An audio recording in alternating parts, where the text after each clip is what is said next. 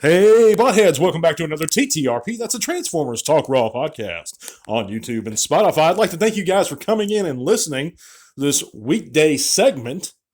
Hope you got your work week started off. If you haven't, we're going to get it started off the right way. But before I get into today's subject, feel free to click those various links in the description below. It's going to take you to all kinds of cool stuff, including our Facebook group where you can come share your own channels pages, chat bots with us. We'd be real glad to see you guys there. You can also help support the channel via our Patreon or listen in on Spotify. Follow us on Twitter. There's all kinds of cool stuff down there, including my buddy Jed's music. If you need an original piece of great music, check out his stuff down below. But yeah, guys, I have something that's been on my mind for quite a while now. And of course, it's the lack of originality in today's Transformers media, but really in today's newer media altogether, specifically with the Transformers. And we see this as evidenced by the continued reiteration of those same tried and true characters. And I know why people do it. I know why Hasbro does it. I know why writers continually use these same characters. It's not just that, but it is the strongest example. We continually see Optimus Prime, versions of Bumblebee, versions of Megatron, versions of Starscream. That main trope reinvented, regurgitated over and over again.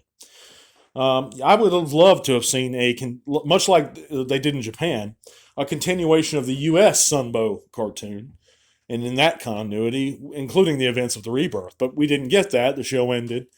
But we've never gotten a continuation of it. Really, the Beast Wars show was the closest we've gotten to it, and it really wasn't a continuation of it. But it acknowledged its existence, kind of tipped its hat to it, actually.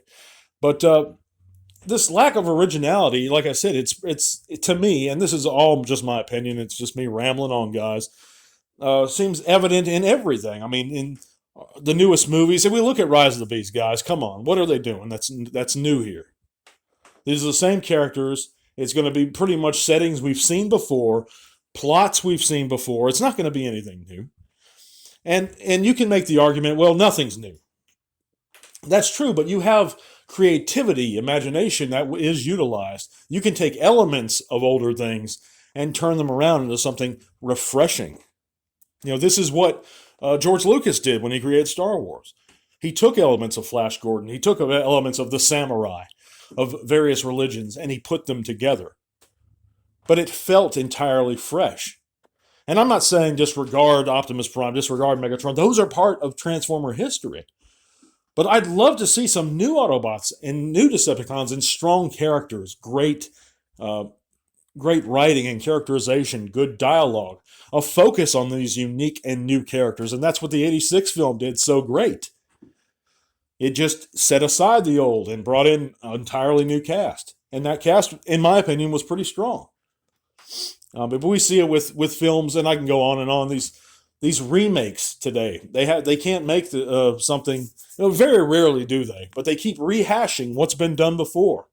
If we look at Star Trek, they went back and redid those same characters with the Abrams Star Trek films. They had to redo Kirk. They had to redo Spock. They couldn't do characters that were new. They did this with Picard. They won't leave the poor TNG crew alone with the Next Generation. They continually rehash it, re-go. We know those characters. That's the problem I have with series like Picard.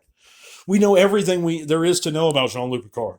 Just during the 7-year run of the Next Generation, we learned everything about Picard. But I digress.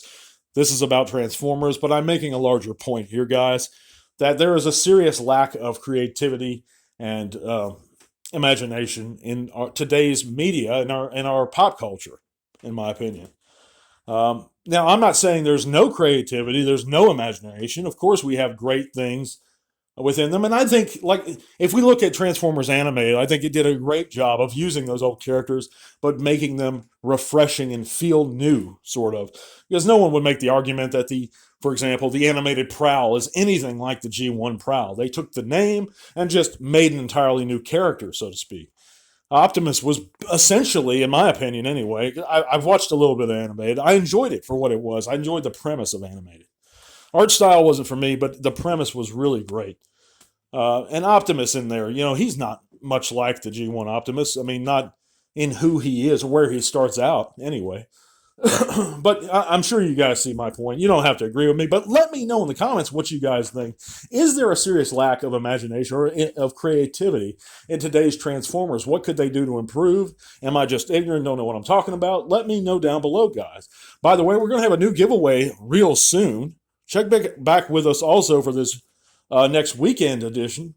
And yeah, guys, I'd like to thank you again for listening in. We're going to be back real soon. Tell R1, guys. This podcast is made possible thanks to the amazing support by our patrons. Click that link in the description below to help keep Tea Talk Raw going strong. Thank you.